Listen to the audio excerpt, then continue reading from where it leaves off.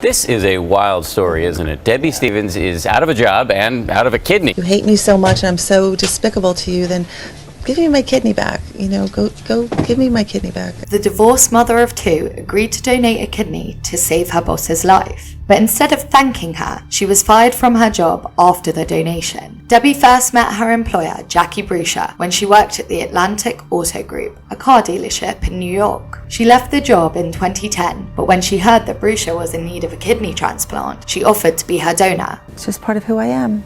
If I worked with you and I found out that you needed one, I would offer you. At the time, Bruscher already had a potential donor, so she declined. In 2011, Debbie reached out to Bruscher to ask if she could have her old job back. She got it, but soon after returning, Bruscher called her into her office. It turned out that Bruscher's potential donor was denied. She reminded Debbie of her generous offer to donate. Looking back, Debbie believes that it was all a plot to get her kidney. It appears that I was used. The thought of that being what really happened sickens me.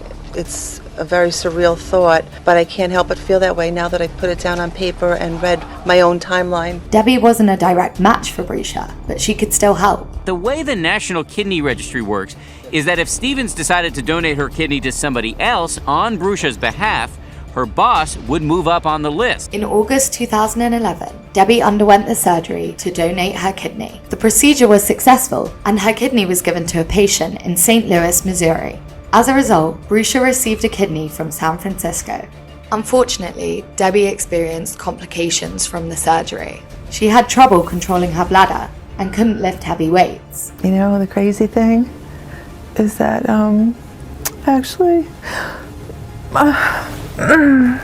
feel ashamed. Despite her health issues, Debbie claimed that she faced pressure to return to work despite not being fully recovered. She told me that it sounded like a personal problem and she wasn't interested. And I said, well, it's a personal problem because I had surgery, because I had a kidney removed. She said, oh, are you throwing this up in my face? She was asked to return in September, less than a month after the surgery. Bruscher was still resting at home.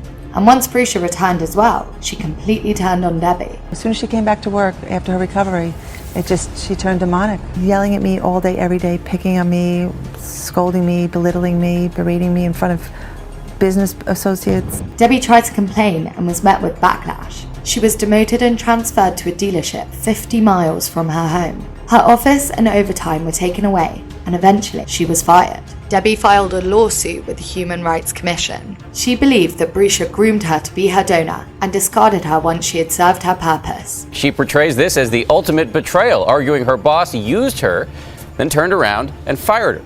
Atlantic Auto Group, for whom both women worked, denied the allegations. It is unfortunate that one employee has used her own generous act to make up a groundless claim.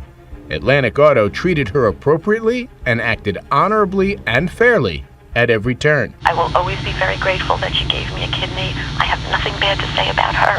She did a wonderful thing for me, and I wish her the best. If this story turns out to be what Debbie Stevens is saying it is, then, ladies and gentlemen, we have a new leader in the Boss from Hell Derby.